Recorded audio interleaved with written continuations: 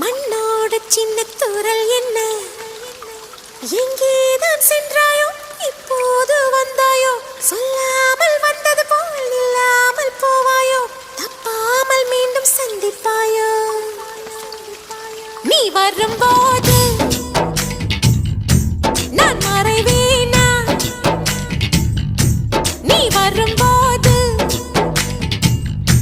நான் மறைவேன்